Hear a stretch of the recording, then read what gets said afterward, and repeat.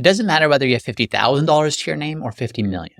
Everyone has fears when it comes to retirement. And although there are countless different fears, generally speaking, they boil down into one of 5 different categories. So in today's episode, we're going to talk about what those fears are, as well as what you can do to overcome them as you plan for your own retirement. The first fear that people have is that they're going to outlive their savings. And again, whether you have $10 or $10 million, this fear is going to be present. It is ingrained in us to not want to lose what we have, and the worst form of losing what we have is losing it when we have no means of recovering it by continuing to work. Now you take that and you add on the fact that you can't control what the market's going to do, what inflation is going to do, what different tax legislation is going to do. And all of a sudden it seems incredibly scary thinking about all these things maybe being able to impact your ability to retire and not outlive your money. So what can we do to overcome that fear? Well, there's several things. The first thing is as simple as dialing in the right Social Security strategy. Now for some people, this means delaying until age 70. Delaying until age 70 locks in the highest benefit and it gives you an income floor that even if the market doesn't do as well as you want it to do, or even if your portfolio doesn't last as long as you want it to, at least you have that Social Security income floor. For other people, it actually means collecting Social Security earlier, either for the current income benefits or because the earlier they collect, the less they're pulling from their portfolio earlier on, which gives them more money to live on down the road. There's no one-size-fits-all solution, but getting your Social Security right is one of the best things that you can do to ensure that you're not going to run out of money. The second thing you can do if you're still working is ensure you're saving the right amount. Now, everything that you're saving to your portfolio, think of it like you're saving to a money-making machine. The bigger that money-making machine, the bigger that portfolio, the more income it can create for you in the future. Now, there's a fine line here. You can save too little and be dramatically unprepared for retirement and not have enough income to meet your needs when you get there. Or you can save too much. You say no to too many different things. You sacrifice too many different things today. You save too much to the point that you save this portfolio amount that's far more than sufficient to meet your needs, and you end up passing with more money in your portfolio than you necessarily know what to do with. So don't just save, but save with a plan. Identify what your retirement goals are. How large of a portfolio will you need to make that happen? Work backwards into understanding what do you need to do today to save the right amount to put you on track to be where you want to be in the future. A third thing you can do is do a test run.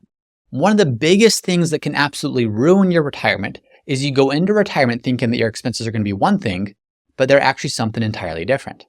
I remember a client at an old firm that I worked at, he told us what his expenses would be in retirement. He said he would spend no more than $5,000 per month. So we ran projections showing him, could he spend $5,000 per month? And the good thing is he could. He could spend $5,000 per month and be just fine for the rest of his life. The bad news was he couldn't spend much more. The bad news is he didn't actually spend $5,000 per month.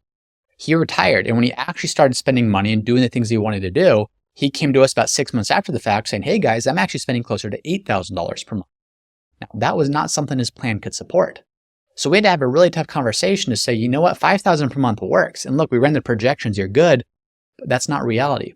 You're spending $8,000 per month and you're actually projected to run out of money before too long because your portfolio can't sustain that. How can you protect against that? Do a test run.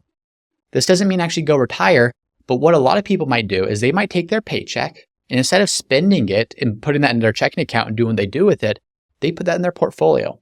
And whatever they're projecting that they might spend in retirement, let's assume it's $5,000 per month. To use the example I just used, they'll pull $5,000 per month from their portfolio. So they start giving themselves this income to prove to themselves that is sufficient to meet their needs.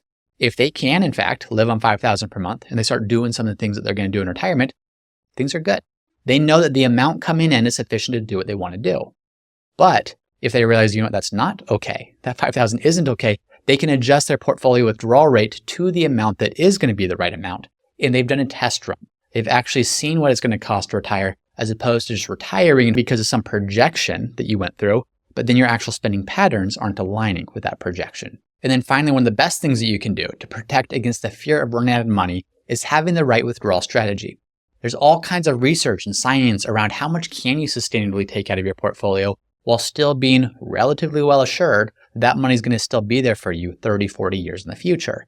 So as you're spending, don't just think of it as a dollar amount. Think of it from the standpoint of what is this as a percentage of my portfolio, and am I staying within the right guardrails in terms of not spending too much, but also not spending too little, such that I'm missing the important things along the way.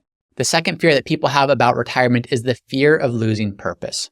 Now, whether we like work or not, it provides a lot of benefits. It provides identity, it provides routine, it provides connection, all things that are really healthy to us as individuals. So even if we don't like our jobs, we might be trying to escape the job aspect, but we lose sight of the fact that we're also losing the connection. We're losing the routine. We're losing that sense of progress and productivity that we don't realize how important it is until we don't have it anymore. So what can you do to overcome this fear? Well, I would start by understanding what is it about work that you do value. So this might take some introspection, because some of us might just be so eager to get away from work that it's impossible to think of things that we do value. But think hard about it. Are there connections that you have that you enjoy? How would you do without the routine and structure that work provides? What about something as simple as feeling productive throughout the day? Are there things about work that you're doing that you want to continue doing? So when you can look at work in a very honest way and say, what value is this providing me? You can start to find, how can I replace those things? If it's connection, great. How can I replace connection? Are there social clubs I can join? Are there intramural leagues for various sports that I can do? What are the things that I can do to foster that sense of connection? Or maybe it's productivity that you enjoy. Wonderful. How can you replace that? Well, maybe it's projects around the house. Maybe productivity to you can be found through going to the gym, feeling productive, doing something, pushing yourself. Maybe it's volunteering. Volunteering for an organization where you can show up, you can accomplish tasks, you can get that feeling of accomplishment, but find out what can you do instead of work to still have that same sense of productivity and purpose. Or maybe it's routine. So this is a big one. What can you do to still have the right routine? It doesn't have to be the routine of going to work. You don't need the same alarm clock. But for people who retire and they just sit around and they lack any purpose or lack any structure, they oftentimes fall into depression. So what is your routine? What's the ideal routine? How do you create a routine that allows you to do the things that you want to do? Time with friends, time with family, volunteering, staying active, staying healthy, doing the things that you want to do. Create a routine around that. It doesn't have to be incredibly regimented, but just having some basic structure to your day is going to go a long way. The third fear that people have about retirement is that they won't have the right healthcare coverage. And if they don't have the right healthcare coverage, they're worried about what a health event, a serious health event specifically, might have upon their retirement. So how do you overcome this fear? Well, number one is you educate yourself. You learn the different options for you. So if you're retiring at, say, a traditional age of 65 or later, learn about Medicare. Learn about what Medicare Part A does. What does Part B do? What does Part D do? What does a Medigap policy do? What do all these various options in front of you mean? And how can you select the right option to meet your specific needs? Now, this isn't something I recommend just Googling and trying to research on your own. Ideally, you're working with a consultant here, someone that can help you walk through your various options so they can understand your needs, what your specific health factors might be, and what coverages are needed to give you the preferred providers, to give you the right doctors, to ensure that the things you need are in network and fully covered in your plan. In addition to this, if you're still working, maybe save to a health savings account, an HSA. An HSA is a wonderful way to put money away in a tax-free way, money that can grow tax-free and be spent tax-free if you're using it on qualified medical expenses. So the more money you put into an HSA, the more flexibility you're going to have to pay for premiums, to pay for expenses, to pay for those one-off things that come up that leave us flat-footed if we haven't properly prepared for it. And then another thing you can do for healthcare expenses in a way is just understanding how tax law works. So for example, let's assume you have a $100,000 medical expense because maybe you don't have the right coverage or you're out of network or something catastrophic happened. You have a $100,000 medical bill. Well, people look at that and say, well, geez, if I need $100,000 and all my money's in an IRA, maybe I need to pull out $120,000 or $130,000 so that I can pay taxes and then end up with $100,000 to pay for that bill. That's a huge withdrawal from my portfolio because that's a withdrawal in addition to whatever my living expenses are. Well, not necessarily. And let me share with you why. When it comes to healthcare expenses or medical expenses, you can itemize your deductions. You can add any amount that you pay for qualified medical deductions to the extent that it exceeds 7.5% of your adjusted gross income. It's a lot of words. Let's break that down. Let's assume that you have a $100,000 medical expense, and let's also assume that your adjusted gross income for the year is $100,000. So $100,000 medical expense, $100,000 adjusted gross income. The way you can determine how much you can deduct is you start by taking 7.5% of your adjusted gross income. So in other words, 7.5% of $100,000. So that's $7,500. Any medical expenses in excess of that, you can deduct against your income. So if you have a $100,000 medical expense, in this example, you could write off $92,500 of that. What does that do? Well, it doesn't make the medical expense go away, but that's a really significant tax deduction. So to use the previous example of people thinking, wow, if I have a major medical expense, maybe it's a long-term care cost. If I have to pull all that money from my IRA, I'm in serious trouble. Well, maybe, but there's probably not a huge tax bill on top of it. And there's probably not a huge tax bill in extreme cases because, assuming it's a qualified medical expense, that's going to allow you, in most cases, to deduct a pretty significant portion of that on your actual tax return. So that's just an important thing to understand for planning as you're starting to look at different contingencies and what-if scenarios to make sure that you're properly prepared. The fourth fear that people have going into retirement is the fear that they'll feel lonely. So many people don't retire, and it's not because they don't have the means to do it, but they're just so terrified of what's on the other side. They're terrified of the unknown. Oftentimes, they're terrified of being lonely. What am I going to do if I don't have work to justify my existence? What am I going to do if I don't have 40 to 50 hours of my life determined for me each week in terms of the projects I need to be working, the things I need to be taking care of, the deadlines that I need to hit?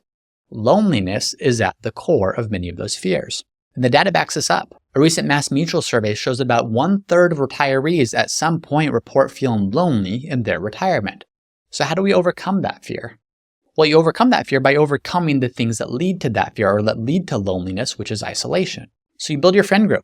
Are your friends all friends through work? So that's not necessarily a bad thing, but how do you maintain those relationships even when you're not working? How can you build friendships and relationships in your community, in your town, in various clubs or churches or groups that you're a part of? Be intentional about this because this doesn't happen by accident. Work, you're forced to be around those people. So hopefully you're forced to be around good people and you can develop really good friendships. But what happens when you're not forced to be around people anymore? When you can just as easily sit inside, when you can just as easily avoid everyone? Now, some of you are thinking that sounds so wonderful, not to have to talk to people ever again. That might be you. But for a lot of people, if they don't have that social interaction, they're going to feel quite lonely. So what can you do to create those friend groups, create those social circles before you actually retire? Another thing you can think about to combat this is where you retire. So many people plan to retire and move out of state, or they plan to retire and go elsewhere. That can be a wonderful thing. But if all of your friendships are where you are, think about how are you going to replace that? How are you going to replace those friendships, those relationships that you've had for 20 years, 30 years, 40 years when you uproot where you are and move to a different location? And again, there may be a very good reason for that, but just don't take for granted the fact that those relationships take time to develop. And if you move, you're going to want to develop those elsewhere. So getting involved in different leagues and communities and groups and churches and all kinds of different things, wonderful ways to maintain that community, but it is something that you need to be intentional about. And then finally, the fifth fear that people have when it comes to retirement is the fear that they won't be able to afford a long-term care event. I can't tell you how many clients I've talked to where I ask them what's concerning them about retirement. What's their greatest fear? And it doesn't matter how much they have in their portfolio. Without fail, one of the top fears is, will I become a burden to my children, specifically at the end of my life? If at the end of my life I can't afford long-term care, will my kids have to care for? Will my family need to be the people I'm dependent upon, and will I become a drain to them? The biggest way that this happens is a major long-term care event. How do you protect against that? Well, there's a couple ways. The most obvious way is you go get long-term care insurance. Long-term care insurance, if you get the proper policy, and these policies can get quite confusing, but if you get the right policy, that policy could help to protect against long-term care events. They're going to have a max total expense that they'll pay for you, the max amount that they'll give you if there were a long-term care event, but that can go a long way into helping to mitigate the cost of a long-term care event. Here's the hard part. The hard part is long-term care insurance policies are very expensive. And whatever your premium starts at, it doesn't necessarily stay there. There's been a lot of instances in which long-term care insurance providers end up increasing their premiums as you continue paying in order to maintain the coverage that you have. So what's an alternative? Well, an alternative is looking at your overall financial situation. Do you have an income stream or do you have an asset base that could support that long-term care event even if you didn't have insurance? Not saying this is the right thing for everyone to do, but it's certainly something that everyone should explore. Do you have a property that you could sell to fund long-term care if you needed? Do you have a major pension that could cover a lot of your needs if you needed long-term care event? Do you have a portfolio that's of sufficient size that's not projected to be spent down that you could use to cover long-term care costs when those come around? So there's not a one-size-fits-all solution, but having a plan for long-term care, either insurance or through looking at your own asset base to find a way to meet those needs. Having that plan ahead of time can go a long way to help you overcome the fear of what a long-term care event might mean for you. So as you prepare for retirement, know that retirement can be an incredible time of life for you. It can be filled with wonderful things, wonderful people, wonderful activities. But there are also going to be some fears, and these fears are incredibly normal to experience. The question is, what are we going to do to overcome them? Whether it's through financial strategies, developing relationships, or other things that you can do, start working towards the things that you can do to overcome these fears so that when you retire, it can be the best experience possible. So that is it for today's episode. I hope that is helpful. If you haven't already done so and you're listening on Apple Podcasts or on Spotify, please make sure that you are subscribed to the show. If you're enjoying the show, please leave a rating. That helps more people find the show. More people can get these strategies to help them create better retirements. And if you're listening on podcasts, tune in on YouTube. Go to YouTube at James Knoll. You can find this episode. Subscribe if you haven't done so already. We're in a lot of different places, whether it's podcasts, YouTube, Instagram, LinkedIn, Facebook. So wherever you enjoy finding content, make sure that you're subscribed there. Thank you as always for listening, and we'll see you next time. Root Financial has not provided any compensation for and does not influence the content of any testimonials and endorsements shown. Any testimonials and endorsements shown have been invited, have been shared with each individual's permission, and are not necessarily representative of the experience of other clients. To our knowledge, no other conflicts of interest exist regarding these testimonials and endorsements. Once again, I'm James Knoll, founder of Root Financial, and if you're interested in seeing how we help our clients at Root Financial get the most out of life with their money, be sure to visit us at www.rootfinancialpartners.com.